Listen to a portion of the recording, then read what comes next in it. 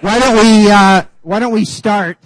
Well, we've got the mic is still on, so I'll get people to grab their seats. I get to say a few words this morning to welcome you here. It is great to see so many people. This morning we have not advertised this event particularly widely, and so to see the turnout and keep bumping the room up, and that's exciting to see. It's the last day in the CPLT week-long series of workshops, which I gather have also been very well attended. So welcome to all of you. The New York Times in 2012 declared it the year of the MOOC. And since then the Times has actually published an awful lot of articles in this space, and I don't know if they're trying to warn us about the disruption that hit them or not. But it's no doubt that massive open online courses have caught the world's attention in the last year or so. We are honored today to have Daphne Kohler to talk to us, and you can see by the slide at the front that Daphne and Andrew Ng launched Coursera actually less than 2 years ago, which is stunning when you think about what's happened in those 2 years. We joined the Coursera consortium less than a year ago, and at that point there were 62 of the world's best universities in that consortium, and I suspect in today's talk Daphne will tell us how many more, but it was morphing into what are the role of state schools, and it's just becoming interesting space. We were dragged into this whole area by a small hardcore of committed faculty members. 3 of them are here today. 2 others couldn't be with us, and you'll hear from them later on. But this small group have launched 4 MOOCs for UBC, and those 4 MOOCs have had over 200,000 students take them. And that's a stunning number, and it's one of the things about this area that just astounds you, are the numbers that you're dealing with. Those are kind of average numbers in this space. Good, but average. If you want to put that into perspective, I taught chemistry at the University of Toronto for 25 years before I came to UBC. For at least 15 of them, I taught first-year chemistry from somewhere between 300 and 500 students in classrooms bigger than this. I may have taught 15,000 students. I tried to calculate it, and it's not easy. But what that shows you is just the difference in the numbers that we're dealing with. And so it led people to say, either this is a passing fad, and like so many other things, it's going to just leave us untouched, which I absolutely don't believe. And at the other end of the spectrum, people are saying this is the death of universities, which I don't believe either, but I'm a provost and I'm paid to worry about those things. And I do worry about those kinds of statements, and I don't have any idea just how far this is going to wander into universities and change our models. But I do know I went to the Coursera Partners Leadership Convention less than maybe a couple months ago. There were probably 60 universities represented there, presidents, provosts, some of the best universities in the world. And all they talked about for 2 days was student learning. And that's unheard of. I have never experienced that at universities. And so Daphne and Andrew have really ignited a fire here, and it's great to see. The form of today's forum is Daphne gets to talk for 20 to 25 minutes and tell us a little bit about Coursera. And then the faculty members that I didn't introduce will be introduced by Simon Peacock, who actually is the dean who stepped up and really provided great leadership in this area as well. Simon's a terrific dean, and between those few faculty members and Simon, we've really been dragged into this, and we're incredibly happy to be here. I don't know where this is going to take UBC, but I know when you look at those numbers, that I talked about earlier, that has the potential to fundamentally change the business model of universities. It also, and we're interested in it from the perspective of flexible learning and how we support a blended classroom. And we don't fully understand what that means to us as a university as well. That may, in fact, be a more expensive model than we currently have when somebody like me stands up and lectures to 500 first-year students. And so we're really trying to understand this space. I think it's also driving us towards more support for teaching and towards teaching as a community activity, not individuals standing up and lecturing, and that flies in the face of the way our universities are structured as well. So just profound questions we're being asked to address. After Daphne speaks, there'll be a small break where we set up here, and then Simon will introduce 3 faculty members, and we'll start a forum part of this. And so I get to say a few words about what Daphne's done. And she is the Rajiv Motwani Professor in the School of Engineering at Stanford University. She won a MacArthur Award, and I'm not sure I have to say anything else.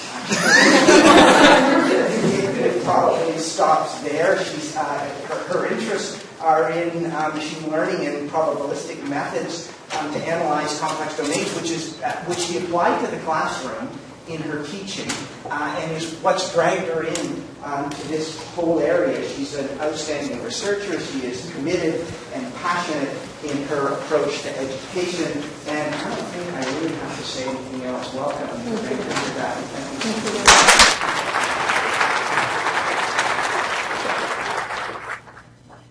Thank you for that very generous introduction, and thank you all for being here so early in the morning to listen to this.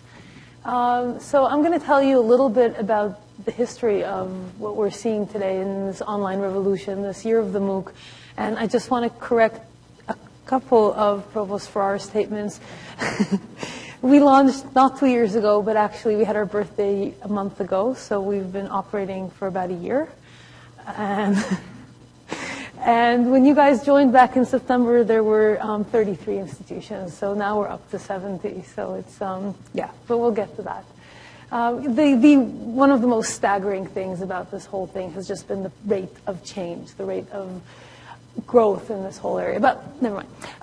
So I'm going to talk about the online revolution and learning without limits. And I'm going to start and end with learning without limits. And the online revolution is going to be sort of sandwiched in the middle. So this started out as a grand experiment at Stanford University back in September in 2011, where leveraging on some ideas that we had been developing at Stanford for a number of years, Stanford decided to take 3 fairly advanced courses in computer science and put them out there for anyone around the world to take for free. These are pretty advanced courses, so we were expecting an enrollment of a few thousand people worldwide, but within a matter of weeks, each of those courses had an enrollment of 100,000 students or more. So to put that number in perspective, my colleague Andrew, who teaches the largest of these courses as taught at Stanford, it's a machine learning course. It has had an enrollment of 400 at the time. I think it's up to 600 by now. So it's considered large even by Stanford standards. And when Andrew opened that course up to everyone around the world, he had 104,000 people enrolled. So for Andrew to reach that same size audience doing his regular job as a faculty member, he would have to teach a Stanford class for 250 years. But I think maybe even more important than that number is the fact that if he were able to do so, he would reach 250 generations of very privileged Stanford students, as opposed to the students from every age group, every country, and every walk of life that were able to benefit from having access to this, to these ideas by taking his online class. So I think that was, for us, the beginning of a realization that there was a tremendous opportunity here to take what is effectively a Stanford quality education and open it up to anyone around the world to take at what is effectively a zero marginal cost per student, because the cost per every additional student served is closer to $0 than to $1. And what kind of change can we affect in the world if we could provide education so readily to so many people? And so that caused us to really take a step back and think about this quite intensively. That was in the fall of 2011, and caused us in the beginning of 2012, so just about a year and a half ago, to spin this out of Stanford and create this entity called Coursera, which now works not just with Stanford, but with many of the world's top universities to provide a high-quality free education to so many people. So this is a recent screenshot from our website. We have, I think we're getting close to 3.7 million students from every single country in the world. There are 70 partners up until yesterday. Now there's more, teaching 374 courses. And I'll talk a little bit about each of those statistics. I'm going to start with the universities. So these are the U.S. universities that are working with us. The four at the top are our founding partners, Stanford, Princeton, Penn, and Michigan. But you can see many of the U.S.'s finest, both public and private universities, all helping to contribute courses to teaching the world. Institutions like Duke, Caltech, Washington, Northwestern, Johns Hopkins, Illinois, and many others. Now, this started out as a U.S. effort, but that's definitely not where we ended up. We believe that it's a worldwide effort to educate the world. So actually, in our February announcement, we had a very large international growth beyond the 8 that we had back in September, of which UBC was one. So now we have 30 of the top 60 universities worldwide contributing content, and the number 1 or 2 or both ranked universities in 14 different countries in Europe, Asia, Latin America, Australia, Canada. We're able to offer courses at this point natively taught in 7 different languages: English, French, Spanish, Chinese, German, Italian, and I think I'm missing one, and French. So, and each of these languages has opened up a new audience for us and for education. The Spanish-speaking MOOCs launched a couple of weeks ago to an audience that 70% of whom have never taken an online class. So this is really exciting. The courses started out in computer science. That's definitely not where they ended up. We are currently offering courses across the range of disciplines. There's courses in the humanities, in the arts, including performance arts, sciences, engineering, business, medicine. I mean, you can go and browse the catalog. It's a very exciting and broad-ranging set of topics. Let me talk a little bit about the students, because I think that's really the reason why all of us who are at Coursera are actually there, is these student stories. So I'm going to I can stand here for hours giving student stories about people whose lives were transformed by having access to an education that they would never otherwise have had. I'm just going to give 3 vignettes that sort of exemplify 3 different student populations. So Raul is a Peruvian student. Not very much computer science education to be had in Peru, but he really wanted to be a computer scientist. He took a bunch of the CS courses on the Coursera platform, used that as the basis for a Fulbright application, and is now coming to the United States as a Fulbright scholar to do his degree over here. This one's a little bit closer to home. This is a group of people from a very poor town in Ohio who life has not treated very kindly. These are primarily women, primarily in their 40s and 50s. All of them are either in a low or fixed income, only one of whom has a college degree. They got together under the mentorship of a wonderful woman called Sharon Watkins and created a little study group that together selected a course. In this case, they selected the Grow to Greatness course from the Darden Business School of the University of Virginia, one of the top-ranked business schools in the United States. And they took the class together to an advanced course in an MBA program. And the really cool thing is that of the 10 who enrolled in the class, 9 of them completed and 6 of them passed the final exam. One of them is now going off to become an entrepreneur in her own right. And this, I think, is a real testament to the ability of, to the combination of really high quality online content plus the sort of encouragement that you get from doing things as a group, and that's something that we're really quite excited about. And then the last one, which is a very different kind of story, and it's a family that I've actually connected with quite a bit since we heard the story. It's a very different type of limit and access. Sitting on the right in this picture is Daniel. Daniel is a 17-year-old boy who's severely autistic. He has a speaking vocabulary of about 150 words and communicates primarily by typing on an iPad that was designed for him by his father. By doing so, however, Daniel was able to participate and, in fact, be one of the star students in the Modern and Contemporary American Poetry class at the University of Pennsylvania, a class that's considered challenging even for Penn students. And Daniel tells us that this is the first meaningful educational experience that he's had after a life of special ed, and that being forced into the rigors of this kind of experience is actually helping to alleviate the severity of his disease.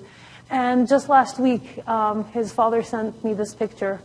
This is Daniel with the wall of Coursera certificates that he has hanging there that he took, and he and his family are so very proud of Daniel's accomplishments.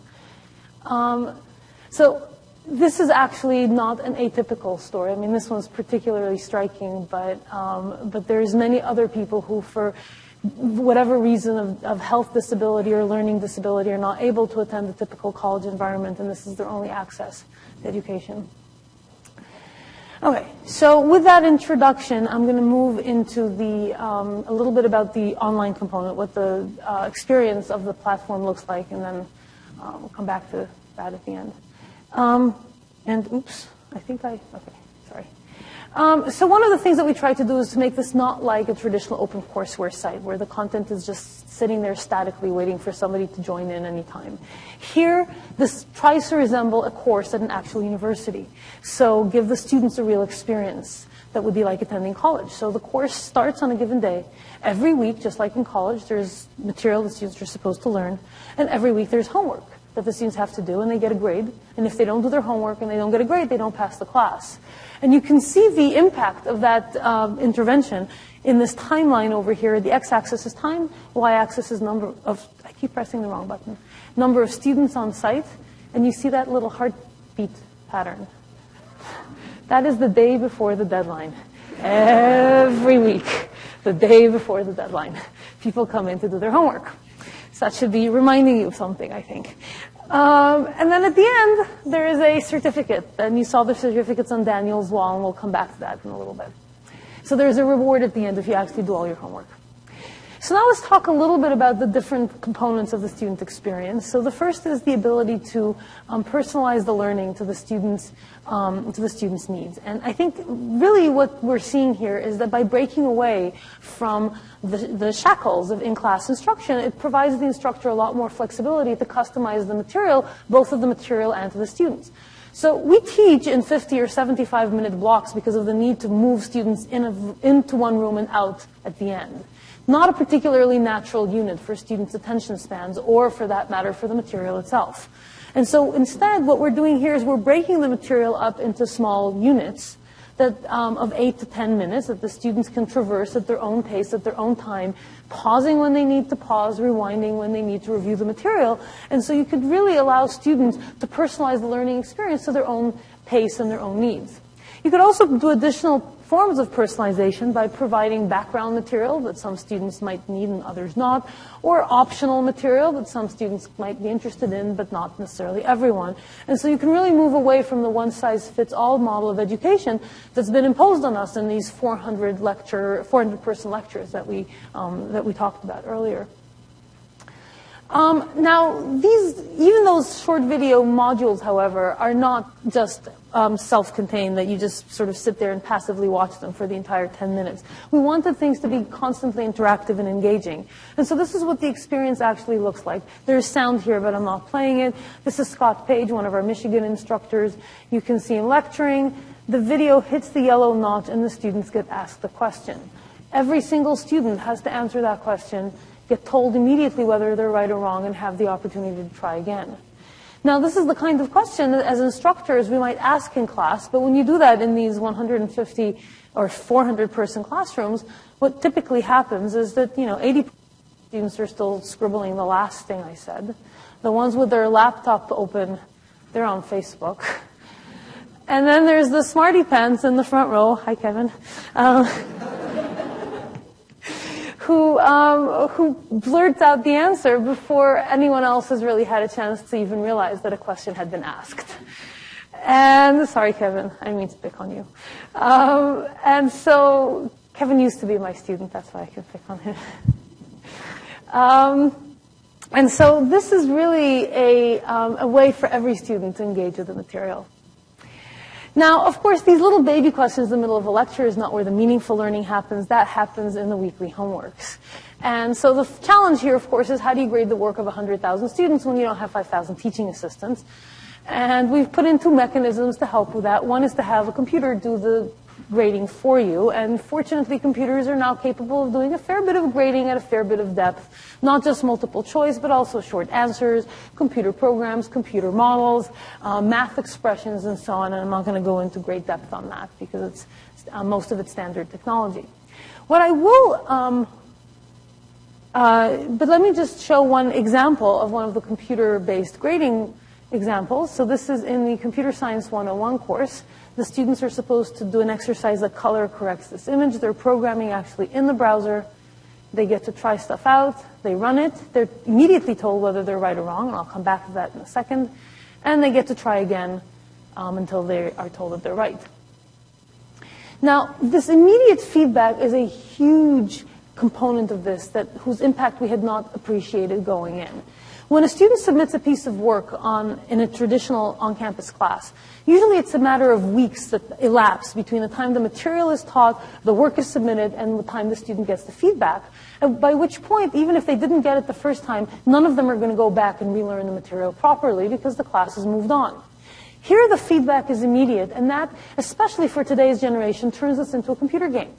Because if a student immediately is told that they're only getting 70 out of 100, they go back and say, I'm going to try again. I can do better than that.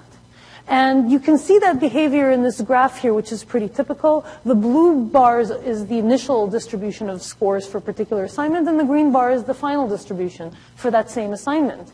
And you can see that most students, by being given the opportunity to resubmit, naturally gravitate towards a perfect or close to perfect score. Now, of course, many of you are probably sitting there saying, well, so what? I mean, you give a monkey enough attempts, they're going to come up with a close to perfect score. Has the monkey actually learned anything? So does this correspond to better learning? So we've tried to do some analytics on that, and the data seems to suggest strongly that the answer is yes. So specifically, if you look for students who performed comparably on the initial submission of, say, problem set 1, the ones who did this mastery learning perform better, not just on problem set 1, but also on problem set 2. And so this does seem that it gives rise to a better foundation, not just for this, getting this assignment right, but also for further assignments down the line. So that's one grading strategy for scalability. The other grading strategy is intended to deal with those cases where a computer really can't grade the work effectively because it doesn't have a well-defined right answer, and computers are just not up to doing grading of, whether it's essay questions, case studies, designs, and so on and so forth. So for that, we put in a pipeline called peer grading. It builds on ideas developed at UCLA, specifically a framework called calibrated peer review, and then augment that with ideas from crowdsourcing, the thing that makes sites like Wikipedia work, put those two together, and basically allow students to grade the work of their peers given a grading rubric that is very carefully designed by the instructor. And it turns out that if the grading rubric is well designed, and only if it's well designed, you actually get some pretty solid results from this. So this is from the Princeton sociology class.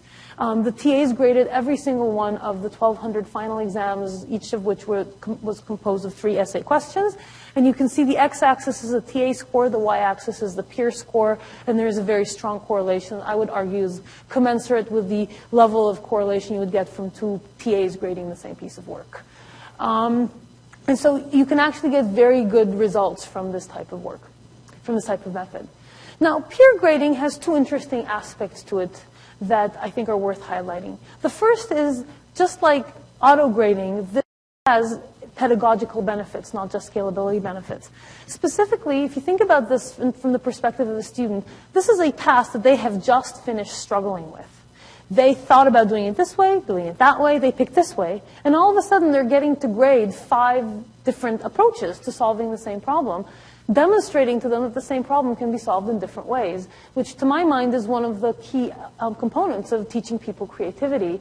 And we're told by students in these classes on a very regular basis, just how much they learn from grading the work of their peers, even relative to doing the work on their own the first time. The second piece of this is that peer grading has allowed us to stretch the boundaries of what you could possibly imagine could be taught at this scale. So this is, for example, the semester-long project from the Wharton Business School design class, where every week the students get an extension of the design that they had last week and got feedback from 5 of their peers. So by the end of the course, 40 pieces of feedback, which really helped them refine their designs. And the students came up with some really amazing designs as part of this. These are just some of the 3 highlights that I happened to pick because I like the pictures, but there's hundreds of these.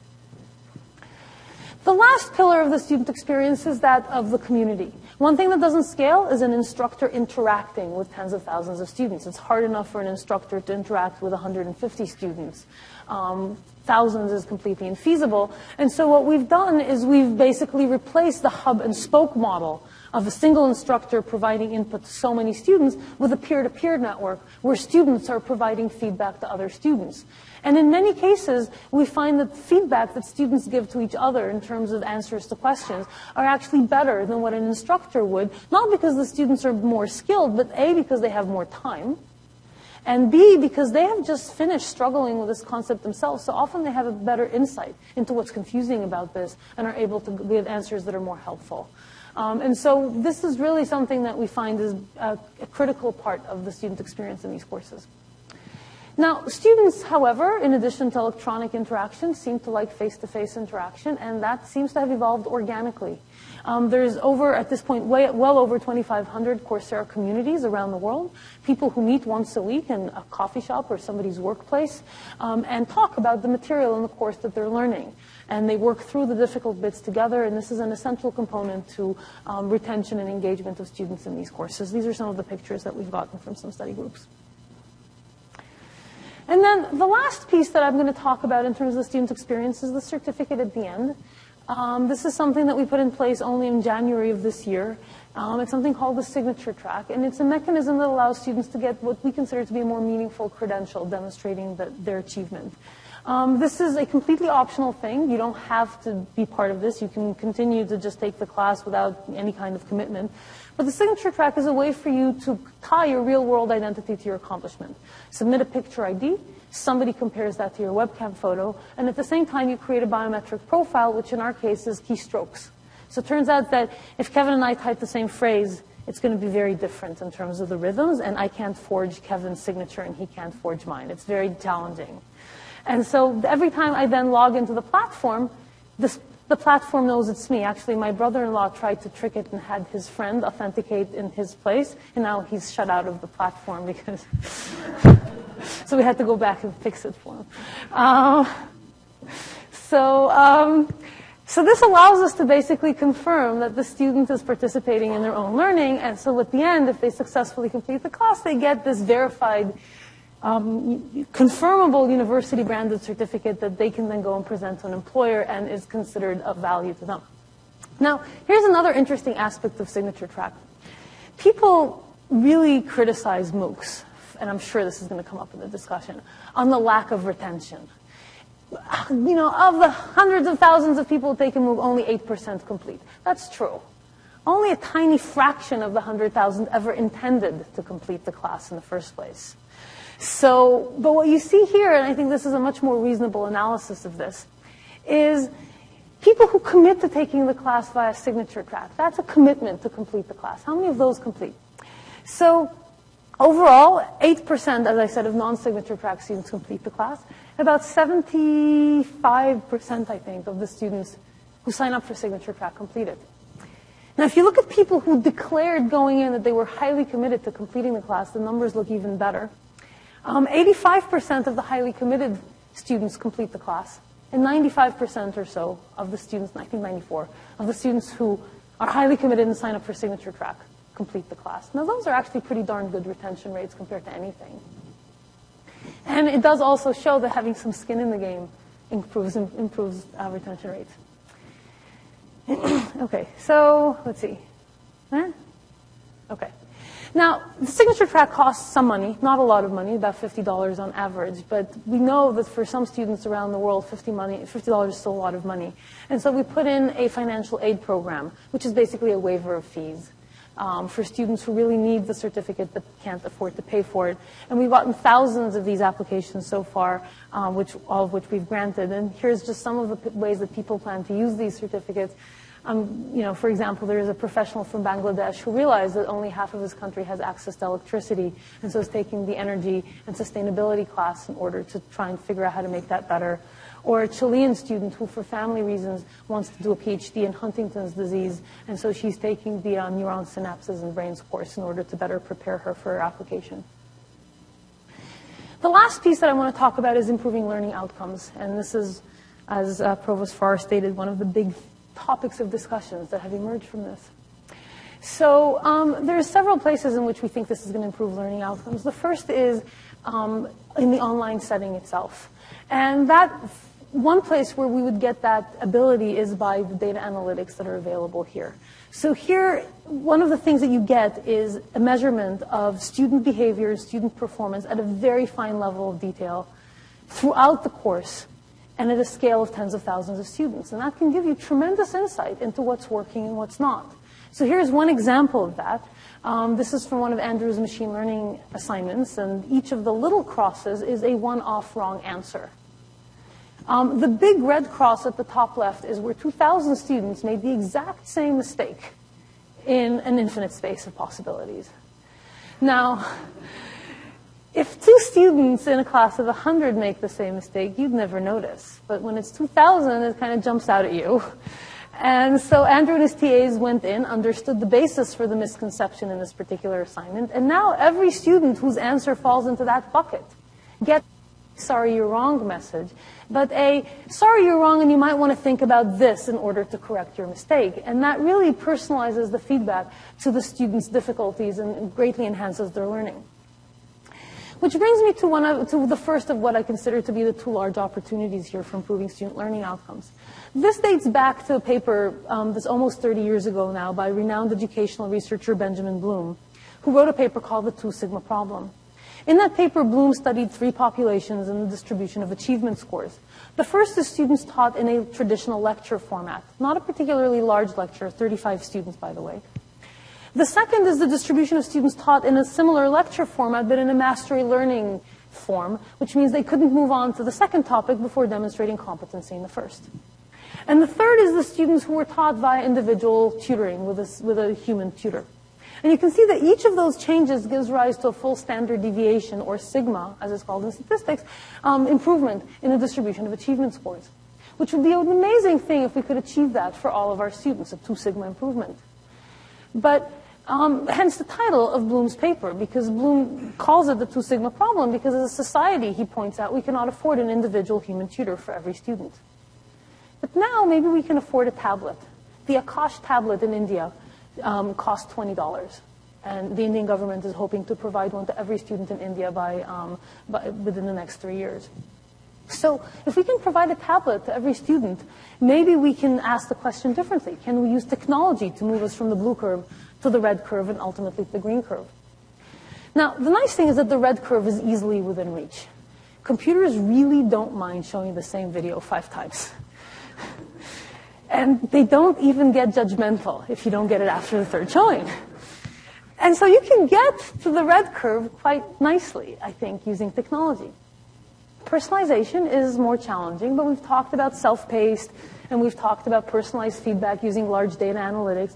And so maybe we can, as researchers, I think it's a fascinating research question to see how close to the green curve we can get using technology. The last place where we can improve learning outcomes is in our own college classrooms. And people keep talking about the death of the university and will MOOCs and online technology replace teachers? And the answer is, I don't think so, but we'll talk about why. So this is one of my favorite quotes about college teaching. It says, the college is a place where professors' lecture notes go straight to the students' lecture notes without passing through the brains of either. Now, maybe not the most flattering view of university education, but when you think about that, maybe not an entirely unwarranted perspective. And so what we think we ought to do is something that looks more like this. The students can, outside of class, in a self-paced, mastery learning way, get the basic content and the basic skills that they need in a particular discipline. And then they come to class, and they actually have that kind of dialogue with their instructor and their fellow students that teaches them the higher level skills, the critical thinking, problem solving, debate, explanation, all of those things that we know we need to teach our students, but very rarely have a framework for doing so. So in fact, one of the analyses that I really liked was done by one of our instructors, Christian Turwish from the Wharton Business School, who taught operations management on Coursera and whose last lecture, available on YouTube, by the way, is a case study of Coursera as, from an operations management perspective. Christian argues that instruction is a traversal of a Pareto optimal curve, where you trade off faculty productivity, the number of students you can teach per hour of work, with student learning outcomes. And a traditional lecture format, the black dot, is pretty high on faculty productivity, but only so-so on student learning outcomes. Personalized instruction, like in office hours, a la Bloom, is very low on faculty productivity, but achieves great learning outcomes. Christian argues that MOOCs provide us with a completely different Pareto optimal frontier that's shifted to the right. And you can use that frontier in different ways, depending on your goals. You can take the same lecture, the same learning outcomes that you get from a large lecture class, and provide that same type of quality experience to hundreds of thousands of people around the world at effectively a zero marginal cost per student, which is the traditional MOOC model. Or you can take the same faculty productivity and keep that fixed, but provide much better learning outcomes to students by doing this kind of flipped classroom or blended learning environment. And of course, these are only 2 points on the spectrum, and each institution for each course can decide where on the spectrum they want to fall. So I'm going to now conclude with, these are my last 2 slides, and sort of this is taking a step back and thinking about the implications of this slightly longer term. And each of these slides comes with a different way of breaking down the student population in these MOOCs. Currently, if you look at this chart, about 80% of our students actually have college degrees. Half of those have advanced degrees. Now, there's several reasons for this, one of which is that if you're a degree-seeking student, taking a non-credit-bearing class is actually a huge opportunity cost, and that disincentivizes students from doing that because it doesn't move them closer toward their degree goal. But the other reason, which I think that's a temporary phenomenon, a more fundamental phenomenon, is the fact that right now, the world around us is changing really quickly. And most working adults, once they finish their formal education, have no real opportunities to expand their learning and continue learning throughout their lives. I mean, what are your options? You can watch a documentary on the BBC. You can find a babysitter 3 times a week and take a community college class. I mean, there aren't really a lot of great options. And this is a really great option for people to become lifelong learners. And that's something that we find that a lot of people really value. The second breakdown of our student population, and perhaps the most important one, I think, is this one. Only about a third of our students are 35% are in North America. 40% are in what the U.S. State Department defines as the developing world. Now, if you think about the implication of that, in the developing world, very few people have any kind of access to higher education, simply because the capacity is not there. Even if they had no limitations of family or geography or money, there's just not enough places at universities in these countries to provide an education to the many students who need it. And so by giving, and in fact, there's no way to address that problem within a generation or maybe even 2, to build enough human capital there to teach all the students who need to be taught. And so in order for us to help these countries overcome that limitation, we need to give them a different mechanism to provide education to their citizens. And this is one way of basically leapfrogging that problem into a different way of teaching that allows them to take education from a privilege of the very few into something that's a basic human right. So I'm going to end this with just one final personal anecdote. In September of 2012, I attended the launch of the Education First initiative in the United Nations in New York. And they were talking about, traveling in Africa to spread the word about this initiative. And how even if you go into places like refugee camps in the Congo, where people are living in grass huts on a cup of food a day, and you ask people what they most want, they don't say more food and they don't say better shelter. They say they want a better education for their children, because they know that the only way for their children to break out of the cycle of poverty is to have access to an education that can make their lives better. Thank you.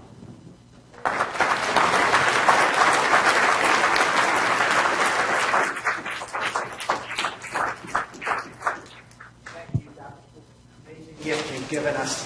We now reconvene, and Simon takes over, and we move into the second part of this. So.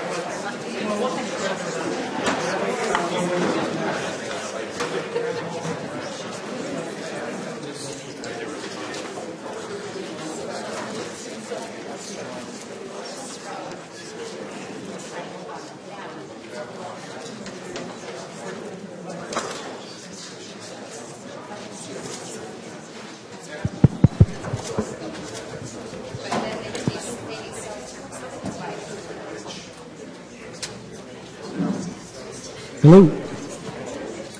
Okay, let's get started. We already have had Daphne Kohler introduced by Dave Farrar and sharing some tremendous work that she and her partners are doing that truly is changing the world, changing the landscape of higher education.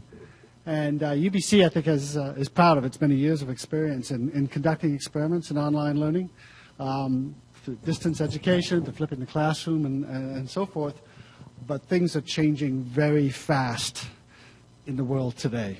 And so thank you, Daphne, for sharing your vision and the tremendous progress you've made in just over a year. It's I used to think about the future being 20 years out. The future is not 20 years out anymore. Daphne's joined by three of our most enthusiastic faculty members here at UBC. They are absolutely early adopters of online education. Dave, you described them as dragging us into the MOOC space. They pushed us there. They didn't drag us. They pushed us. And it's exciting to be working with these three people. And I'll just introduce you to them briefly. They have full bios in your guidelines. Kevin Leighton Brown is an associate professor in computer science. He taught our first Coursera MOOC in game theory that ran in January of this year and had some 130,000 students initially signal interest in the course. So tremendous numbers, and we saw the scaling that comes from that. And we'll get into what are the challenges and what are the benefits of those scaling. To Kevin's right is Rosie Redfield. Rosie is a zoology professor here at UBC. She's about almost halfway into her Coursera course on useful genetics that started on May 1st and has some 20,000 initially signaling interest. 30,000 checked the box and similar drop-offs. And finally, we have Gregor Cooksalis, who's a professor in computer science. He hasn't started yet, but will be launched on Monday. He has started. He's been working on this for months. His course, Introduction to Systematic Program Design, Part 1, is launching. So this is 3 of our 4 MOOCs. These are absolutely the enthusiastic early adopters who have pushed us into this space. We're learning from their experiences. They're learning far more than we are, and they're here today to help share some of those thoughts with us. And I'd like to start perhaps with the motivation question. And I'm going to extend these questions to you too, Daphne. What motivated you to launch a MOOC? Kevin? Are we on here? Excellent. Okay. Well, so I guess I should say, unlike my my two colleagues here, I taught a MOOC with other instructors, which was lucky for me and represents a hardship for them that they're doing this all by themselves. I was kind of dragged into this by my colleagues at Stanford who were teaching a MOOC on game theory. It was based on a textbook that I co-wrote with one of them. And I was interested to become involved because it really seems to me that the MOOC is kind of the evolution of the textbook. That, you know, we really wrote this textbook 5 years ago as a way of trying to frame the way we thought this subject should be taught kind of at the advanced level. And we're fairly successful in that. The textbook was adopted in a lot of courses around the world. And it seemed that kind of as MOOCs were coming out, this was, you know, again, a way to extend the reach of this way of thinking about the material and really to experiment with a new way of kind of disseminating ideas about the course. So I was really interested in sort of seeing how that worked. I was interested in having an impact with it. And I was also interested in bringing it into my teaching at UBC and experimenting with a flipped classroom model. I'll be very interested to hear from Daphne and others about techniques that work well in that space. You know, I had the chance to do that once, and I think there were elements of it that worked really well, but I became really acutely aware of just how experimental this whole flipping model really is, and I come now to really be interested in knowing what works and what doesn't, and how a platform can support flipping as well as just supporting learners around the world. Thanks, Kevin. Rosie, what was your motivation? Well, I've been teaching genetics for 20 years, going, I don't think we're doing this right. And last year I wrote a paper, an opinion piece, kind of a you're doing it all wrong piece, where I'd finally had the epiphany about what was wrong with the way we were teaching genetics, which was primarily that we were teaching genetics as if we were training genetics researchers of 30 years ago, mostly. And what we needed to be doing was teaching genetics for students who were not going to go on to apply genetics in any scientific way, but who were going to need to understand genetics in their ordinary day-to-day lives for the rest of their lives. And I felt we were really failing to do that. And luckily, there wasn't a place for that in the UBC biology curriculum. We had a genetics course. It had just been revised. It seemed to be working well. And so I was going, oh. And then I think I saw Coursera and Udacity, and the light went on. And I said, you could do this here, and you could reach the audience who really needs to learn this stuff, which is not college kids. It's the rest of the world whose lives are now being impacted by all the advances in genetics.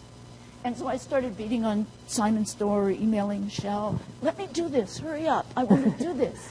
And now I'm doing it, and it's a nightmarish amount of work because not only is it a new platform, but it's a totally new course. Nobody has ever taught genetics like this before. We don't even have a textbook. But I'm just thrilled to be able to do it. Thanks, Rosie. Gregor, how about yourself? What motivated you to jump into MOOC space? Well, I would just echo the things that Rosie and Kevin said, and maybe just concentrate on two of them. One is we've developed a new way of teaching programming here based on some work that some others have done. And, you know, these spaces tend to have a strong first mover advantage. So I saw that there might be an opportunity if we could get a course out there on intro programming to really establish a platform that other people could use in their courses around the world as a basis for teaching this. We're based on a small book that has a small community, and it looked like we could get a piece of that community. So that was exciting.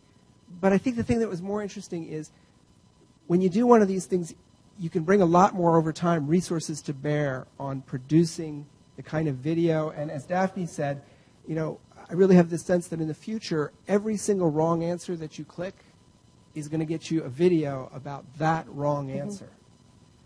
And so I saw an opportunity to move far beyond kind of what's impossible with the flipped classroom in the past to really have this great resource of content material, much better than we've ever had before, that students could have before coming into the classroom.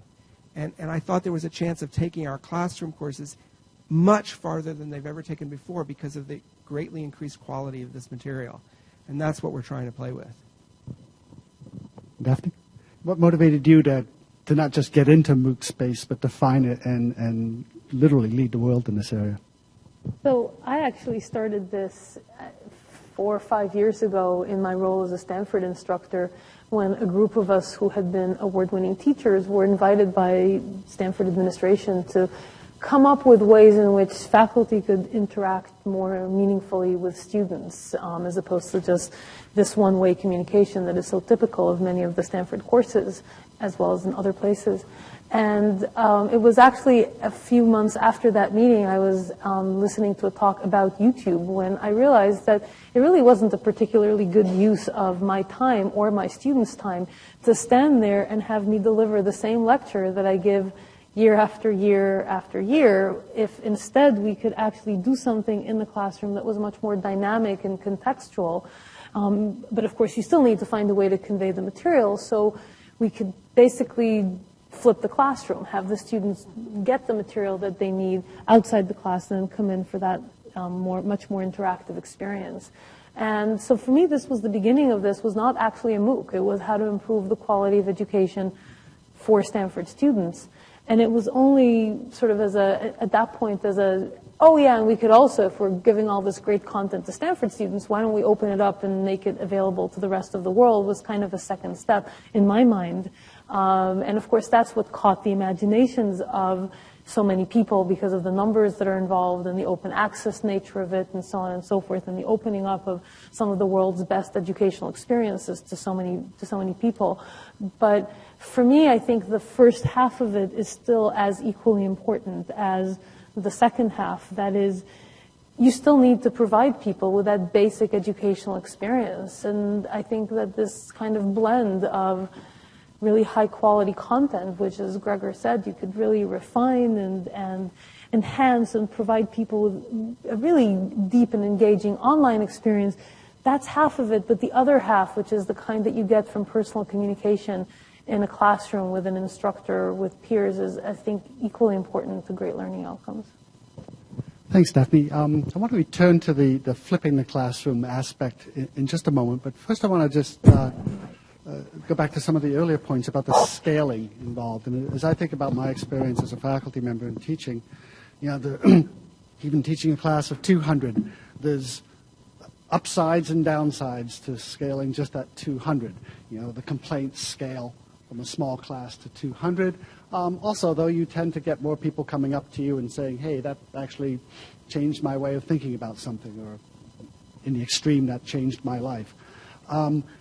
When you go to MOOCs and you get up into the tens of thousands, even the hundreds of thousands, those scaling problems can get acute. And I want to just tap each of you for your thoughts on the challenges that you've faced in developing a MOOC, both the challenges as well as the upside. What did you find from the feedback of the tens of thousands who took your course, of the hundreds of thousands that actually signaled interest? And let's start again, Kevin, since you've got the most experience with this. Thanks. I think the thing that surprised me most was I kind of expected that, with tens of thousands of students, that this was going to be kind of a dumbed-down version of my course. This was going to be a way of kind of conveying what the subject is about, but in a much more introductory kind of mass market sort of way. And there certainly were some students who I think were coming for that, and we experimented with having sort of different kinds of tracks that students could take, where the material at the beginning of every week was really introductory and non-technical and tried to say what the subject was about, and then we had some sort of middle-of-the-road stuff and then some advanced stuff that was entirely optional, sort of in recognition of that. But really, as it went on, I was surprised that the students were really coming to really take the course as it was, that this was really kind of eating into the long tail of learners, and that there really just were that many people who actually wanted to know about game theory, and that we didn't have to change it into something else for them. We had to do our best to make it comprehensible, but that they really wanted the actual university course. And so in some sense, the scaling changed things less maybe than I thought that it would need to in terms of the kind of passion that the students would have for the material. Did you face any particular challenges, though, with now trying to manage the huge numbers of students in the class? Well, there's no doubt about that. I think we were lucky to have quite a good commitment, both from UBC and from Stanford, to have support staff helping us with the course. So I think it really was important to have a whole lot of kind of instructional assistants, essentially graduate students, engaging with the discussion boards. It's just not possible to kind of push the button and have the course run and sort of not intervene in it at all. It really requires a lot of sort of day-to-day attention to make sure that problems are being addressed quickly, students have the sense that things are really being carefully taken care of. And I think the discussion boards were pretty successful in having students respond to some problems themselves, but I think we found that there was really an expectation of very high responsiveness from the students, and so that I think imposed a pretty substantial demand on us. Thanks. And as you're talking about the problems that occur in real time, in my day, it was just if the slide projector bulb burned out, you had to know how to replace that. Rosie, what have you found in your experience? Well, our course isn't that big. There's probably right now a couple of thousand students who, having discovered that this really was a university-level genetics course, it's not genetics made easy. It's made useful, but not easy. We have a couple of thousand of students who are sticking with it.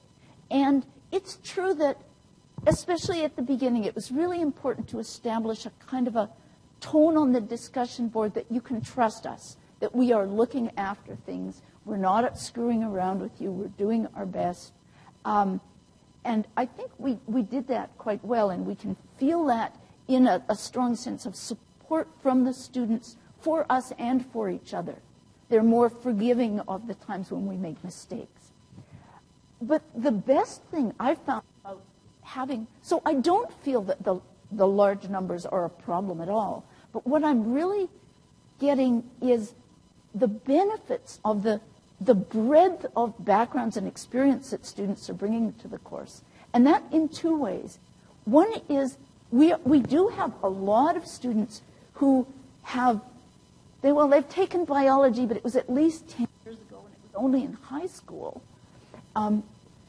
And those students are forcing us to think more about accessibility, about what components of a conventional course really require that students have taken these prerequisite courses, and what components, to what extent can we actually relax the sense of, well, we expected you to know that, and actually help the students to learn the things that they need to learn in order to learn the things that we want them to learn. So we provided a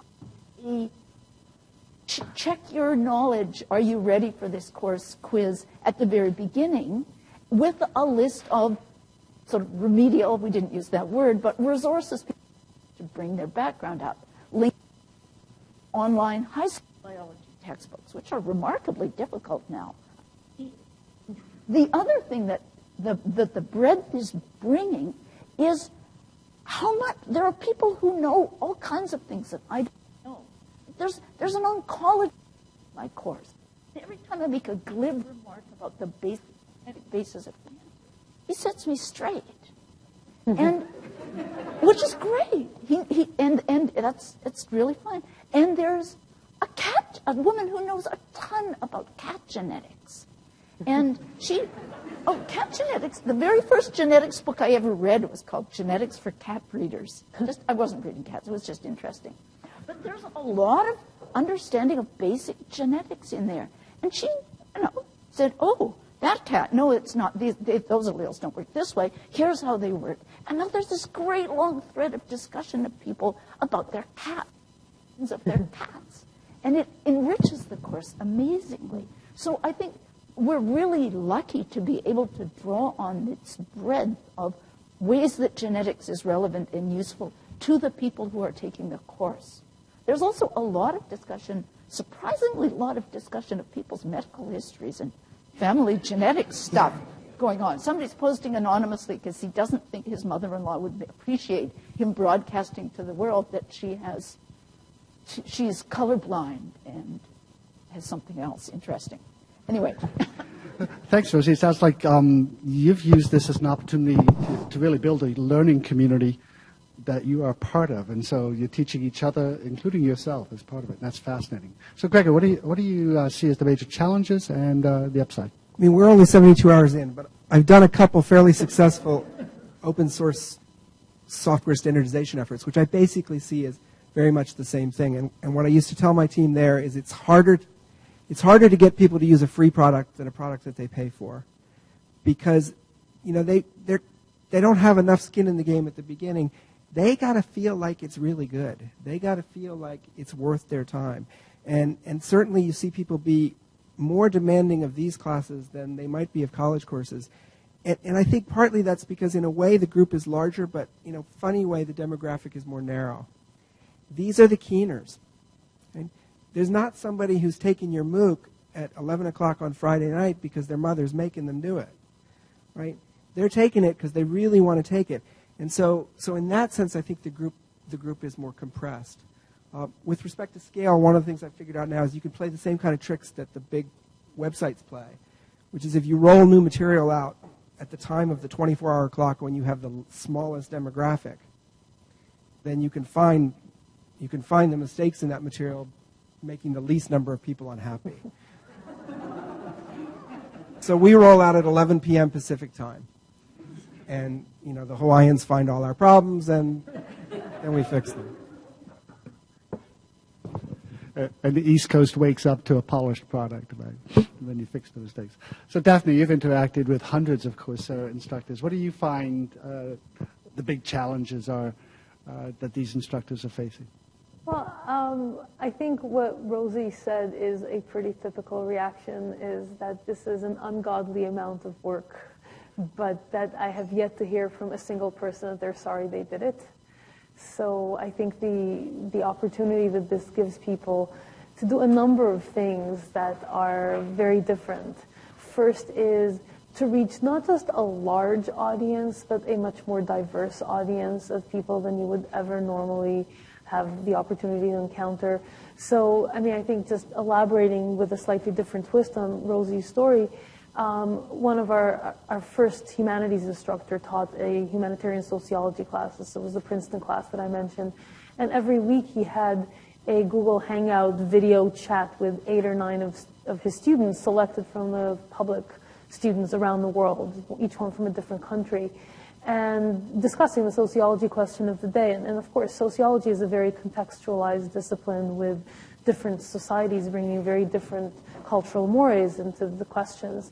And he says he learned more from teaching his sociology class once in this format than he learned from 12 years of teaching it at Princeton, because at Princeton every year there's a great discussion, but every year it's very much the same discussion as the previous year because the population is very homogeneous.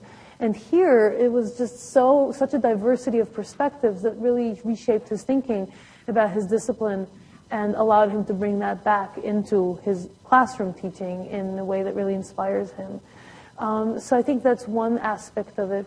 The other aspect that comes back, I think, to what do you learn from teaching an audience that is much more demanding because of the range of backgrounds that they bring in and because of their, I don't know, at least at Stanford, my students maybe feel like they only have the ability to complain about me in the final course reviews at the end of the course, right?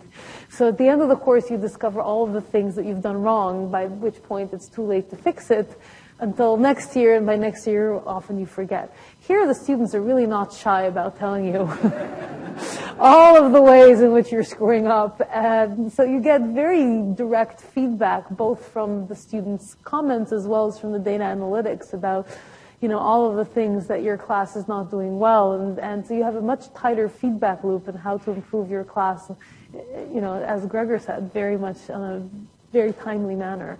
By the way, just as a hint, I generally advise instructors to stress test the materials first on their on-campus students. So use your on-campus students as the guinea pigs. It's just because that's something that helps you debug because they're a lot more tolerant to mistakes. But anyway, yeah. So I think that there's some really great opportunities for people to, in a variety of ways, whether it's to take the materials directly, but also just the insight that you get from teaching your class as a MOOC, bring it back to reshape the way you teach your on-campus students. Well, thanks, Dave. You've pointed out that the rapid feedback loops go both ways. It's not just at the student side, but it's at the instructor level. Now I want to return to this the flip in the classroom idea, how can we best use MOOCs in our own classroom environments? And I see kind of two flavors of that question. One is MOOCs that you have developed that you would use in your classes here.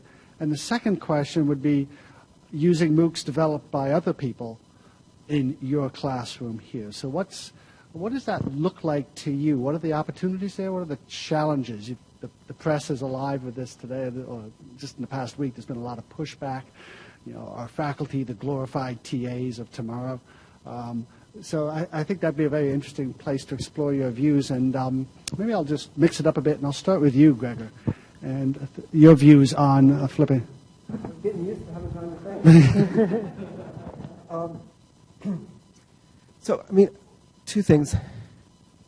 I said something about this before.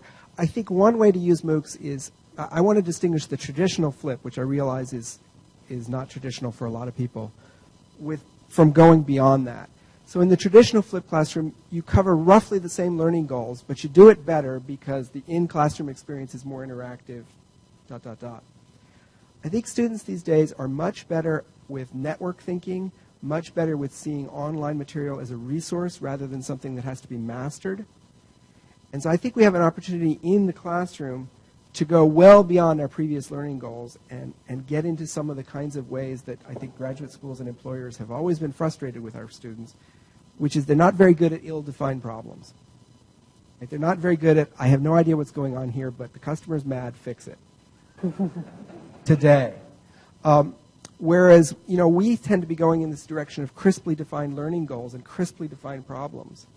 You know, those are not the same direction. So I think we have an opportunity to use these great online resources to prepare students to come in and do kind of week-long, in-class, ill-defined projects and use the online stuff not as something that you have to master, but as something that's a resource. So that's the opportunity. With respect to your own materials versus other materials, you know, that's going to be a very interesting issue. But I'll observe one thing, which is when you use a textbook, you're still the star of your own show. You can walk in and throw the textbook authors under the bus every day. It's just not a problem. When you use a MOOC, the students form an emotional attachment to the person in the video that they never formed with the textbook author. So your ability to throw the person in your ability to remain the star of your own show is really quite different if you're using a MOOC than it is if you're using a bus.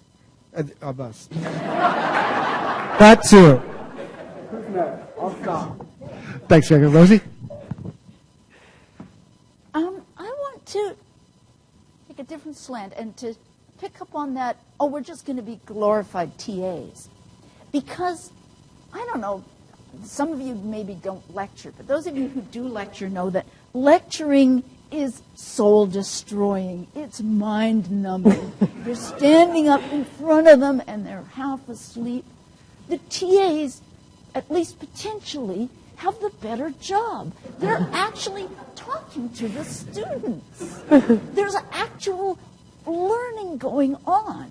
And I think if we can, while still, of course, getting paid and getting to do research as well, if we can bring that experience of teaching like a TA, having the students working on problems, going around and talking to them while they're working on their problems, that's a win for us. That's not a loss. Kevin? So I guess I've had two experiences flipping classrooms at UBC. One of them is an undergrad class that I teach where I flipped with a textbook. And in a sense, this looks more like using somebody else's MOOC because I really outsourced the provision of content kind of entirely to the textbook and used the in-class time almost entirely for discussions and debates and activities. It's a computers and society class, so there's nothing kind of mathematical about it. It's almost kind of sociology for computer scientists. And I feel like that course went really well. The flipping kind of went exactly the way I wanted it to. We did a calibrated peer review thing every week where the students did writing and peer review, and I was really happy with the way that course went. And it's big. It's 80 students. Then I did, well, yeah, it's big for an interactive activity, right? So having the students speaking in class, every class with 80 students is a bit challenging. But then I had my grad class this year where I had kind of 10 or 15 students flipped around the MOOC that I just did now with Coursera. And that was a lot more challenging for me because the material is just much, much more technical. And so it's a lot easier for students to come into the class and kind of spout off and have an opinion about a social issue than it is about a theorem that I just proved in the MOOC. And I found that I really had to reach a lot harder to figure out how to effectively use kind of an hour and a half period of time with the students. When I sort of knew that they'd been exposed to the material, they watched the videos, but how much of it should I try to go back and figure out where they'd gotten stuck and kind of engage with them in that? To what extent should I throw a problem at them and sort of work on it with them together? To some extent, I guess one thing I really learned is that not only do I have to approach teaching differently, but the students' expectations of what it means to take a MOOC turned out to be a really big factor. That students told me after the class that they really initially didn't realize that they couldn't just watch the video through once. They sort of had this watching television model where they would just sort of sit and clock in the appropriate amount of time, but not necessarily really have got the material. And then we were sort of stuck in class because they weren't all with me. And then they sort of came to realize they should be taking notes. They should be spending 2 to 3 times as long as sort of the time on the video said, which some of them kind of resented. But still, in the end, I really feel like when you're conveying something pretty technical, it's not that clear, the right way to sort of put them on the spot and use the in-class material, the in-class time to really help them out. And that's something that, in a sense, maybe is making me realize that we were never using the in-class time that well on that kind of really technical material. Maybe it's really focusing on, making me really pay attention to whether they're learning. But for me, it's still an open question I hope to learn more about. I think a lot of this is an open question, learning what works best in the online environment, what works best in the face-to-face environment like here, what works best in the sciences and in the hands-on experiences in the laboratories. But Daphne, I'd like to hear your thoughts on this because, again, you have the experiences. How many of the Coursera faculty are using their MOOCs to flip their own courses, and how many other faculty are using Coursera MOOCs to flip classes? So if it's okay, I'd like to start with my own personal perspective on flipping because I've been doing this for 4 years now. And so first I'd like to echo, but maybe say a little bit differently what Rosie said. I don't actually consider lecturing to be mind-numbing. I consider lecturing to be easy. You walk in, you have last year's notes, maybe you've made a few changes to it, and you go and you basically just, go and feel in your groove, and it's considerably easier than walking into a classroom where you have no idea what's going to be thrown at you in terms of the kinds of questions that students are asking and have to be responsive and sort of on the ball all the time and sort of thinking on your feet. So it's actually I don't know who says that, with this demeaning tone, it's like you're going to be a glorified TA. It's an actually much harder job than standing there and lecturing. So that's just my own personal perspective about that. In terms of what works effectively and what doesn't, it is a struggle. Teaching flipped classroom effectively is not trivial, and I agree with Kevin that developing good strategies for doing so is something that is very much it's its inception. We were trying to learn how to do that. So I find that something that works well for me, I think, and that relates back to what Gregor was saying, is to come in and give them an open-ended problem that you might encounter if you were using these techniques on a job or in a research project and say, how would you tackle this? Think about it. And then come back and tell me, and talk in small groups, come back and tell me in 5-10 minutes how you would tackle this. And I think it's that as opposed to what I sometimes have tried to do and hasn't been as successful, which is, okay, let's figure out what your misconceptions in last week's material were, because what were misconceptions for 15% of the class might be completely fully understood by the other 85%. And so I think if you want to do that, you have to do it in smaller groups than in the entire class. And that requires logistics that we currently haven't quite mastered. So I think that it's something that we're trying to figure out, and in fact we have currently 2 or 3 people in our pedagogy team that are going and interviewing every instructor who has taught flipped classroom using a MOOC and trying to distill the sort of lessons of what works and what doesn't, and I'm sure they'll get to you. They're in the process. So that we can learn from what has succeeded and what hasn't and convey that to other people. And I think that's the goal. Now, as far as how many people have done that, most institutions that have taught MOOCs have had at least one, probably more, faculty doing this classroom flipping. It's very difficult for an instructor who has taught a MOOC to come back and lecture in the same way that they have been doing up until now. I know very few people who just continue doing things the way they've continued to be doing. The adoption of external content is politically controversial. We have a fair bit of interest in that, but we have yet to see how broadly and how quickly that spreads. Thanks. I've got two more questions I'd like to ask, and then I'm going to turn it over to the audience to ask questions. I said earlier that I usually think about the future as 20 years out, and this is a much more rapid evolution. And so I'm going to ask each of you to kind of give me your thoughts on where you see, let's say, higher education in 5 years, which is still, you've only been around 13 months. Where are we going to be 5 years from now? Gregor.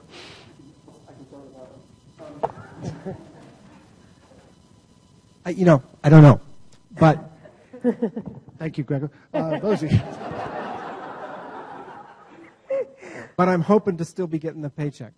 But let me just offer a way of thinking about it,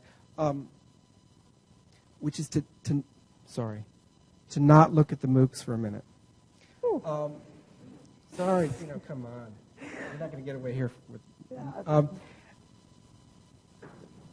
I was at a panel on the weekend with Mary Lynn over there, and she had an interesting way of saying something about what happened to the print media. And I think this is the way we should think about what's going to happen to us, because I think it is both non-cataclysmic, but it also gets you away from the technology. The newspapers lost control. They lost the ability to be the sole judges of what constituted news, right? That was your words. Basically, the New York Times, this 100-year institution, now has to compete with Gawker to decide what is news. And I think that's the transformation that we're about to go through, and MOOCs will be part of it. But you look at things like Institute U, which is basically their goal is to reach the students who drop out of school to put them in internships. There's all kinds of different players that are coming in to add to the education space. So where I think we'll be in 5 years is I think the opportunities for learners, both at the university level but in a lifelong setting, are going to be better than they've ever been before. It's going to be an incredibly great time to be a student of any age. Whenever you go through that kind of thing, the people in the most established institutions kind of wake up every day going, so what's today going to be? So I think that's what we're going to be. I think it's going to be incredibly exciting. I think we're going to do better than we've ever done before. But deans and provosts are going to earn their pay. Not that you haven't been, but really going to earn their pay. Rosie? No, it's fine. It's okay. Most of my thinking on the future impact of MOOCs came from meeting for the first time with Gregor, who said, and I went, oh my God. But on the other side, universities are really conservative institutions. And teaching methods are really conservative. We teach the way we were taught because, hey, it worked for me. And so I think that there will be sort of pockets and bits of dramatic change, and there will be a lot of, in 5 years, a lot is still going to be the same. I guess I believe really passionately that teaching is more the transmission of culture than the transmission of information. If I just think back on my own learning, I think it's the kind of cultural practices around learning that I've picked up that have influenced me more than the subject matter that I've been sort of nominally learning. And I kind of feel like in the short term, MOOCs have kind of called our bluff. They've said, if what you really do is stand up at the front of the room and transmit information, you can use technology to do that a lot more effectively. And so you should be displaced by this thing that just does that a lot more cheaply.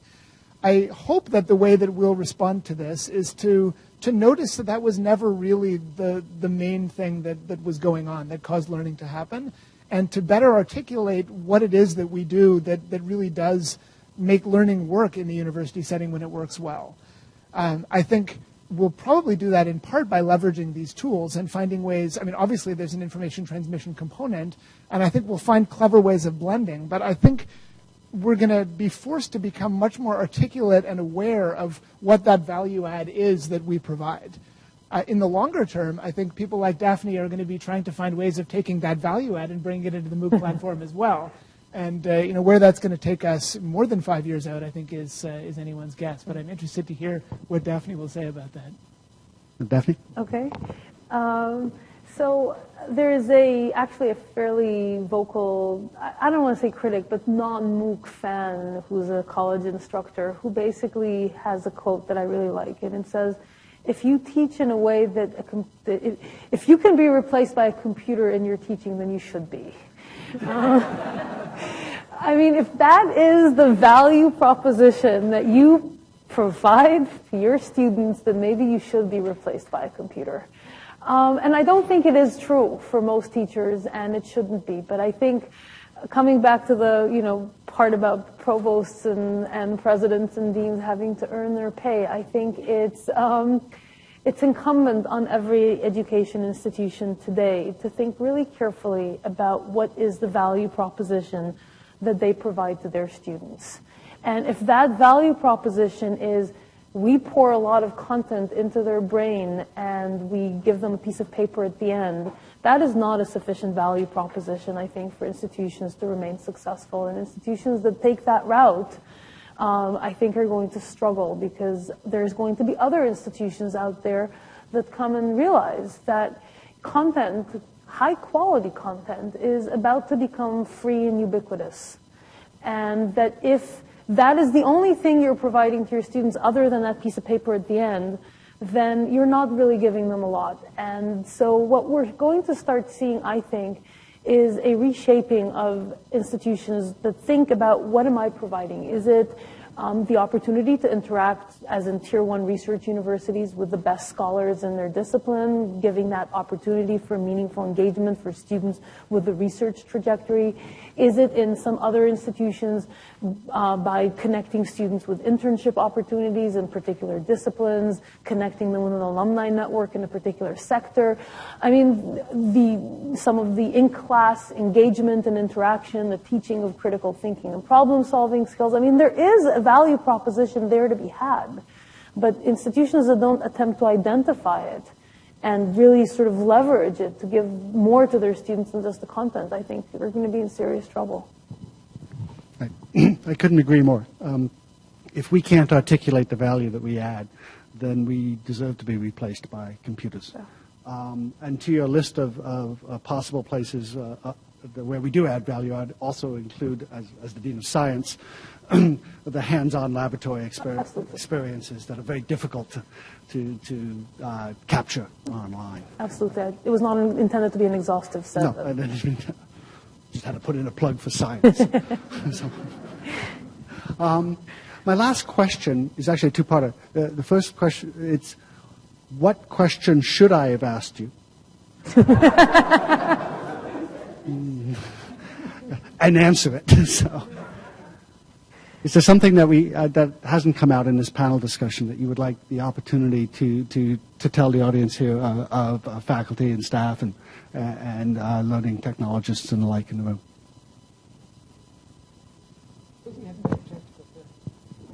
Rosie.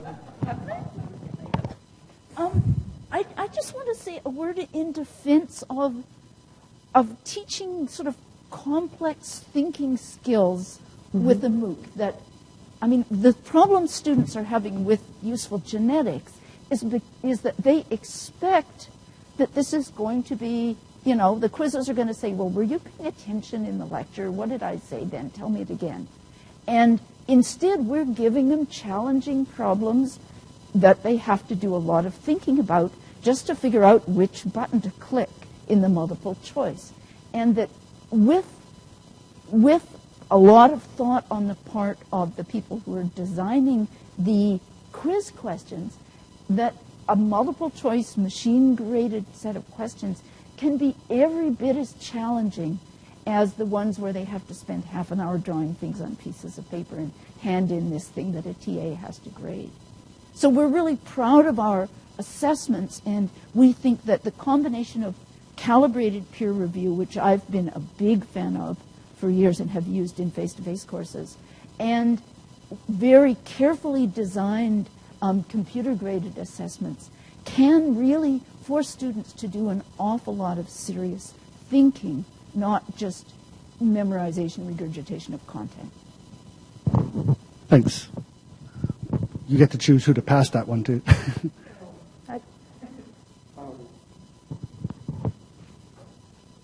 The question is it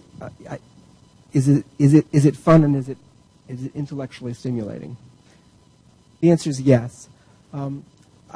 I would encourage you to do it. This is a very exciting space. I'm thinking about issues. I'm just incredibly intellectually engaged in thinking about how I can develop this sort of multi-tiered, multi-layered, multi-pathed set of materials and really get at the different kinds of things we know about the problems students have, get at different kinds of students, feed it all back in. Our current plan is that we're going to have more and more problems solved by TAs that that students can access. I just think I'm more excited about thinking about teaching than I've been in ages. And it's more intellectually rigorous than it's been in ages. And I've been doing flipped classroom and stuff like that for a while. I've been doing all of that. But now, you have the opportunity to give them so much better material before they go in. You should do it, and it's hard. Mm-hmm. I guess I want to kind of return to something that Gregor said a couple of rounds ago about this notion of the students being sort of compressed in a funny sense, that we're sort of meeting the pent-up demand by the most motivated students wherever they happen to be in the world. And I think the question that I'm really thinking about is how this model works for the students who aren't that excited. Because ultimately, they're a large fraction of the ones that we actually teach. And I think in part the fact that flipped classrooms seem to be, in my experience, difficult to make work is partly that you're dealing with the students who kind of have to be there, as well as the students who are just passionate and on fire and want to take it. And I think part of why it's so intellectually satisfying to teach a MOOC is that you're dealing with all of these people who are really fired up about the material. And it's just such a joy to have all of these people really putting so much energy and enthusiasm and discussing, and they're all there because they want to be there. And who wouldn't want to teach thousands of people who want to be there? But I think ultimately our role as educators is partly to bring people into the culture of learning that they're maybe not yet excited about. And I think the MOOC framework has the danger of being potentially more isolating, potentially less accountable for students. And I think finding ways to create those reinforcing cultures that we've kind of learned how to do in universities in the MOOC context or the flipped classroom context is, I think, something that we should be thinking about. Thanks. Daphne, do you have any? Yeah. What question should I have asked you? Well, I think it's useful to consider education in a much broader perspective than what we've been doing in either of the contexts that I mentioned. We talk about how to improve on-campus residential education. We talk about lifelong learning. But really, I think what we ought to be thinking about is of a future where there isn't that clear of a separation between the formal education you get in the first, 8 years of your adult life when you get your college degree, your degrees, and then the remainder of your life, you might occasionally take a course if you're interested in something, but maybe not for most people. And really try and think of a life where learning and the rest of it is much more closely intertwined, and you keep learning all the time as you keep doing things that require you to perform, to learn stuff so as to perform your job or whatever it is you're trying to do better. And this is this is looking way forward, I think, but trying to come up with a way in which or a lifestyle in which this isn't a crisp separation between formal learning and everything else, I think is a future that I find very attractive. Well, thanks. Now we've got just a few minutes here to ask questions, and I'll try and earn my paycheck by being Phil Donahue and walking around. And if you could tell us your name and your role here at UBC. Hi, so I'm Ido Roll from the Wyman Initiative, and I want to go back for 1 minute to student learning. So Daphne, you presented a really interesting problem of accessibility, and you presented really compelling data that you increase accessibility, and that students who care, engage, iterate in the problem submission, etc., learn something, they improve.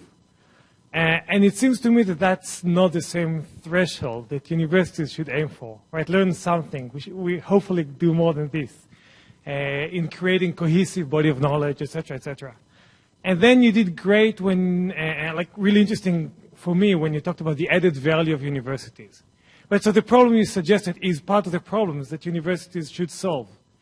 And then the added values that connect with internships for students who are research-oriented, connect with researchers, that's a small fraction. In terms of learning, what's the added values of universities on top of collections of Coursera courses, which is a great tool to use? I don't think that the involvement in, research I think is a very narrow segment of a broader set of skills, which is to take a problem that is ill-defined, open-ended, and figure out how to take the set of tools that you have acquired as part of your education and first of all figure out how they apply to that problem and then actually apply them. And that is a 21st century job skill that employers keep telling us that the graduates we're producing by and large do not have. And it's not just employers. I mean, you can see that in some of the work that Eric Mazur at Harvard, for example, has done where, if you give people a template physics question where it's clear what the x and the y and the velocity and the this and the that, then they know how to solve it. But you give them something that is, here's a gallon jug of milk and you're pouring it into these cups, how long, whatever. People have no idea how to even start formulating that as a physics question. And that is a skill that I think is not about the tiny fraction of students might continue on to be researchers. It's the kind of skill that we ought to be teaching to everyone who emerges from college. And that, I think, that kind of formulation is something that I think ought to be part of the curriculum of any university that respects itself. Thanks. Sorry, I'm Marina Achade. I'm a lecturer at the Vancouver School of Economics. So Rosemary says that the universities are conservative and that we teach the way that we were taught. But our students, we are not our students' first learning experience. And I find that students are extremely risk averse when it comes to the way they set up courses. So as somebody who tries to innovate and find new ways and include peer evaluations, it makes students very anxious. So my question is, where is the Coursera for high school? Like, where is bringing this type of teaching and knowledge into the way that we teach kids who before they arrive with us? Because my students want to see midterm, final, term paper. And if they don't see that, they walk, actually, and they find professors who will teach them that way because it makes them nervous because they like the security of being taught the way that they've always been taught. Great question. Anybody want to take that one? Well, I guess my perspective is that we shouldn't let student anxieties guide what we think is right. So, I mean, if we think that this method of teaching that students are not used to is considerably more effective, then yeah, it's hard and our teaching ratings might well go down for a while until people get used to it. But I think, if we think we're producing better students out of this, that's what we ought to do. We're also starting to see trickle down into high schools, and so hopefully there will be more of that going in. And there's also coming up from the bottom approaches like SALCON and flipped classroom and some of the K-12 education will hopefully produce learners that are more used to it. But ultimately, we should do what we think is right. Rosie?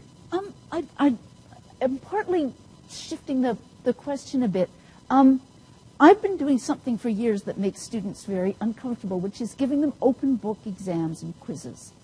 And they're freaked out because they got here by memorizing, and they are scared they're not going to be able to deal with this. And as long as I'm the only person who's doing it, this continues. But if you can if each of us takes little steps, then the students gradually get more comfortable with all of this new stuff. And just as an aside, one of the great things about developing assessments on Coursera is that it's all open book. You basically say, yeah, of course, you can look at the videos in answering the questions, so that you're forced to ask much more questions that require thought rather than regurgitation if you actually want to assess something, because they can always go back and look it up. If I could add just my own perspective, some of you know the Carl Wyman initiative that's been going on for a number of years here, which in large part is aspects of flipping the classroom. We initially, at least when I read all the student evaluations, there's a lot of pushback from students, including absurd comments like, I don't like being forced to learn, I want to be taught. And the ratings actually went down quite commonly in the first iteration of the course for a couple of reasons. One, it was experimental. Faculty were trying new things. Some worked, some didn't. And secondly, the students were used to it. I've now seen over the years a culture shift. And now if you're giving a traditional lecture, the student evaluations start to hammer you for not engaging them in the classroom, and they're not really feeling that they're being helped to learn and able to learn. But it took more than just one person doing an open book exam. It takes a culture shift. There's a question up here.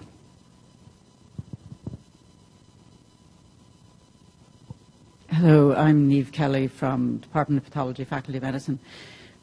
So my question is, will it be possible for students who take a Coursera course to be able to use that as credit, say, coming into the university? I'm thinking of, for instance, here in Vancouver, students who go to Langara or some of these other colleges can do sort of, courses, amass them all, and then they often come into university, say, at third-year level. And so I'm wondering, would students be able to similarly use Coursera? And that brings up the question of, I suspect one of the difficulties, because I teach in online courses, how would you know that Joe Blow actually did the exam and not Joe Blow's uncle? So there's a sociological question and a technological question there. The technological question has an answer. People have constructed remote digital proctoring technology that includes a fairly stringent set of tests to make sure that you come in, you show your picture ID, it's compared to your webcam photo, you turn the camera around the room, they see nobody else is there, there's a microphone, your browser is locked down, your entire workstation is visible. I mean, it's not perfect, but then again, neither is proctoring in a classroom. So and we can talk more about that offline. There are solutions to this that are standard in online degree programs, for example. As far as the question of whether people will accept credit for courses taught as a MOOC, I mean, that is up to the academic discretion of the institution. We have had 5 courses reviewed by the American Council for Education and be declared as credit equivalent. And so now it's up to institutions within that ACE network to say, I'm going to accept that recommendation from students who have completed the MOOC with the proctored final exam and so on, to elect to give that, to articulate those units, if you will. I expect this is something that we'll see more of over time. If students successfully complete a MOOC, we'll have more institutions that are willing to articulate at least some of those credits, but it's very much in its first steps. Thanks. I've got another question up here, and then I'll come down. Hi, my name is Jennifer. I'm from the same department as Niamh. Very interesting and engaging discussion so far. I'm really enjoying it. One of the questions earlier was with respect to the 5-year type projection. And I just want to say that if this was a political body, it would probably be more of a socialist type structure, which I thoroughly agree with, that all people in all nations, regardless of socioeconomic status, should have access to free education just to improve the world, so to speak. But I do actually foresee a lot of pushback, possibly in the future, from structured institutions who may actually become more concerned as this type of learning develops and gets disseminated in a larger scale. Do you have any concerns or comments about that? I don't know. I think it's one of those things where the genie's out of the bottle and you can't put it back in. so you don't create this content, somebody else will. I mean, we saw that with encyclopedias and Wikipedia, right? I mean, you don't get to control the dissemination of information, and there will be people out there who want to take their intellectual ideas and put them out there. And so I think what we need to do is not figure out whether or how to stop it. It's going to happen. What we need to figure out is how to respond to it so that our institution still has viability despite the ubiquity of high-quality content. Gregor, want to respond to that? Yeah, I think that's a really key point. This thing is coming. All institutions can choose to do is how to respond to it. Yeah. The issue of credit is coming, because what's coming is that the keen students, right? Let's think about it. What happens if we say, well, no, we're not going to give credit? You got a 92 on, you got 100 on your 6 Coursera credits out of high school. We're not going to give you any credit for that. Those are the best students, right? They're not the worst students. Mm-hmm. No institution wants to lose its best students, right? The market is bringing this to us, and we respond. Now, doesn't mean we should do everything. We certainly shouldn't do things that are a bad idea. But we're not driving this train so much as I like your phrase. The genie's out of the bottle here, and we just get to enjoy that ride. Hi, I'm Bill Cody, and I work in continuing education here at UBC.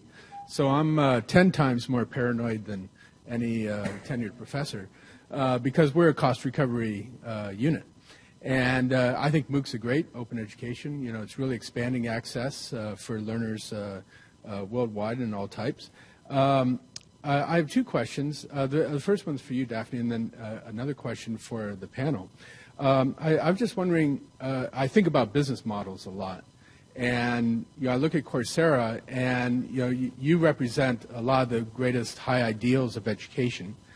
And however, the financing that Coursera has come from is through venture capital. And I was wondering, I mean, from my experience with venture capitalists, they're not the most, philanthropic, altruistic types. I was wondering, why did you choose venture capitalists as opposed to foundations, mm-hmm. maybe Ford or MacArthur or Gates? And how is the venture capital financing influencing where Coursera goes? So I, by and large, agree with you that venture capitalists are not philanthropists, although I will say that actually ours are, because, for example, one of our lead investors is John Doerr, who gave a good amount of the seed funding from his own personal capital for Khan Academy as a donation. So I think that, venture capitalists come in all sorts of different flavors. But clearly they have a need to return their investment to their limited partners, and so there is a need for this to bring in, to become sufficiently, I guess, successful that there is a return on investment. I think we feel, as do they, that it is not even possible, but in fact easy to do this in a way that is aligned with the educational mission of what we're trying to do. That is, for example, the signature trap provides a value to students. It does not prevent free access to the educational content. That's still there. It will remain there, but it has enough value to have this verified credential that you can present an employer, and it's unforgeable and carries the university's sort of stamp of approval and so on. But even in the first very small handful of classes that we started running this on in the first quarter of 2013, we made $220,000 on about 5 or 6 courses. Now that might not sound like a lot to you, but running on 5 courses, it sounds like a lot to me. And so I think there is a possibility here to create value and a way of bringing in revenue that does not impinge on the educational mission on this. Now, as to why we elected to go this route, we actually tried to bring in philanthropic donations into this back when this was still a Stanford project.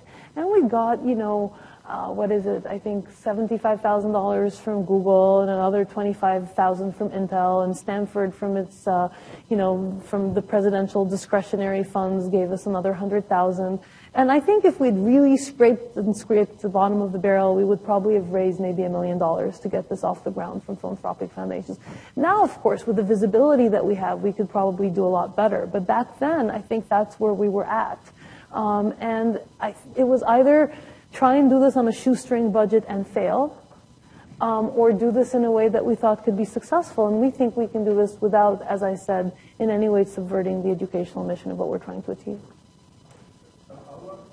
I've got 4 other people already with their hands up, so I'd like to leave that one, and I'm going to move on. I had a question here.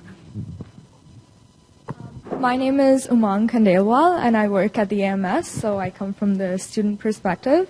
I just had a thought, and I wondered what you think about it. So I remember Dean Peacock telling us at Imagine Day, think about your learning. And a lot of students, their basic approach to university is, I need these courses for my major, I need this major to get this degree. And they don't really think about their learning, and it's more about passing the course and passing the exam as opposed to learning in general. So with the whole flexible learning initiative, as well as the MOOCs and the flipped classroom, I was wondering how you see students moving from this attitude to a more broad-based perspective of learning in general.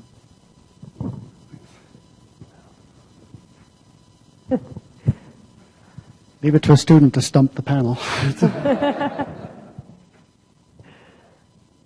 Well, I think if you look at even in the name of flexible learning, there's lots of different things there. One is when, time of day. Some of those are easy. But again, coming back to this notion of course as a platform, and some things that Rosie's been talking about, and that Daphne's been talking about too, about sort of teasing the course apart, and what exactly do you need the prerequisite for, and ...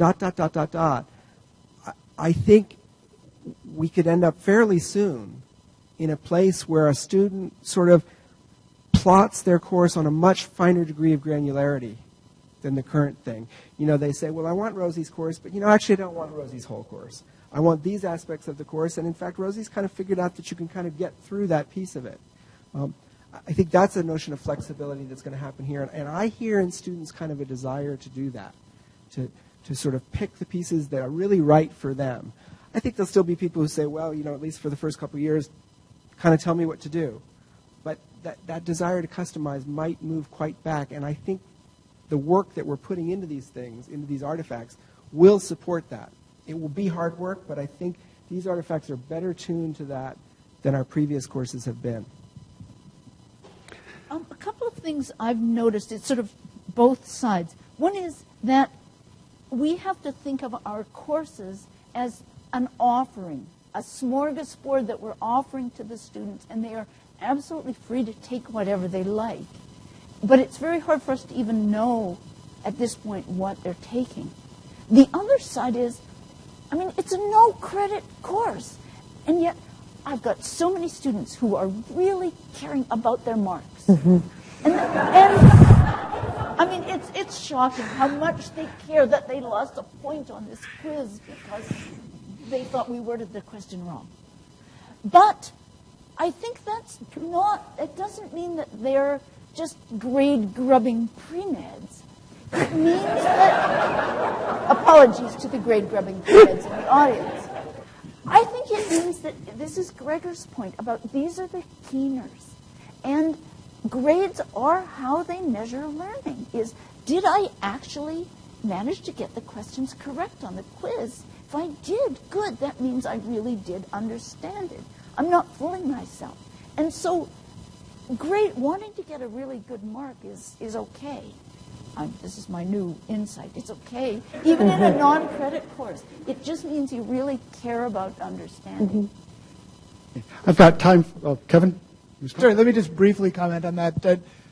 It seems to me that's really a scary question because that's the piece of the puzzle that we don't control, right? We can change things about our course, but we can't sort of make students approach our material differently. And I guess looking at this as a game theorist, I sort of can't help but feel that people respond to the incentives that we give them. And that there really is sort of a problem of incentive design here, where we've right now set up a system where students are quite right to care really about getting through their program and getting to the credential at the end, because that's how the whole thing has been framed.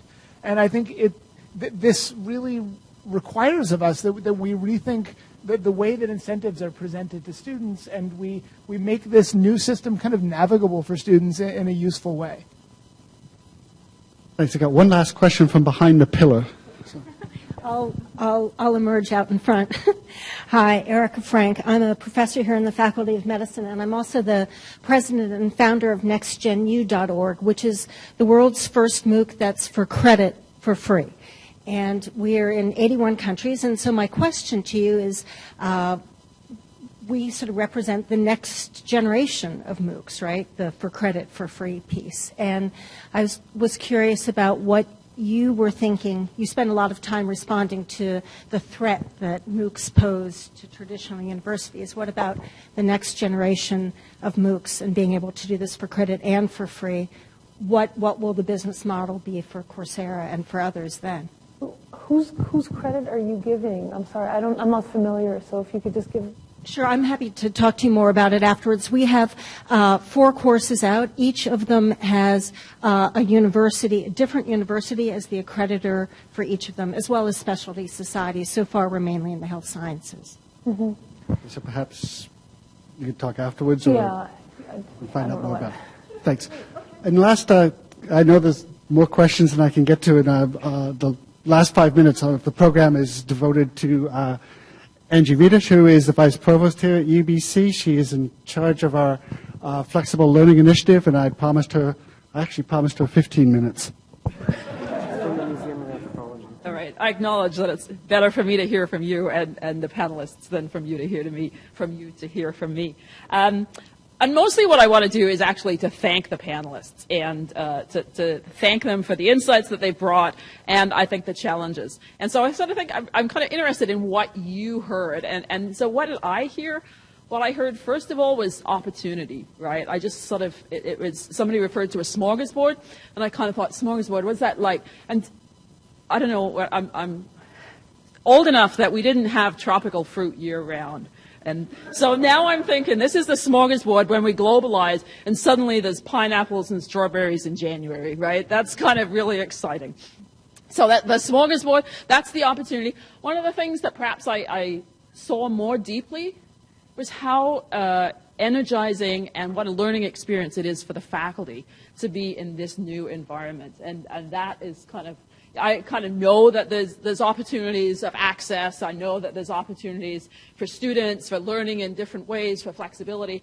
But the kind of, I sort of have thought about how do we engage with faculty and sort of think, oh, the faculty are, well, either pushed or dragged, I can't remember which, the university into offering of MOOCs. And so the fact that the faculty will engage because it's so good for us, the faculty. That's kind of what was one of my insights that I kind of got from the panel. The other piece, and this kind of comes into the provost's offices, dean's offices are going to earn their pay. That's kind of the value proposition. What do we do as a university? Now that, to me, that's an intellectually challenging piece for me, right? Trying to understand better. I'm an economist by training. And so when I sort of think about higher education and sort of benefits of higher education, there's lots of economic evidence for different models here. Sometimes people say actually nothing of the learning that happens. All that universities do is they figure out, because we have very careful admissions processes, who are the smart people, right? And we smart, motivated people, and we just screen, and businesses appreciate our screening, and it's not about the learning at all, right? So, but... And there is evidence for this view, but however, what is the value proposition of the university? That's going to be the real challenge, I think, going forward. When you say that provosts and provost offices are going to earn their pay, actually the good news is that the university is full of amazingly smart faculty and students. So we don't have to do this work up in there in the dean's office and the provost's office. We have to work with the students and the faculty to sort of learn from you, to sort of think about all the different things that are going to happen. The question of what the university looks like in 5 years, I'm going to take a bet with Rosie, I think, and find out whether we're the static institution with a little bit of stuff happening on, frothy stuff happening on the edge, or whether something has happened to the core way we deliver whatever that value proposition is. Gregor has already committed to helping to work with faculty to try to help us sort of think about it and just engage with people. There isn't going to be one solution. There's going to be multiple solutions. There's going to be multiple dead ends, I suspect. But we've got to experiment, and that's the way that we're going to move forward. So this panel has been great for me. I want to thank all the panelists for their engagement with the group and with each other. Especially I want to thank Daphne and a small token of that appreciation. But thank you all very much.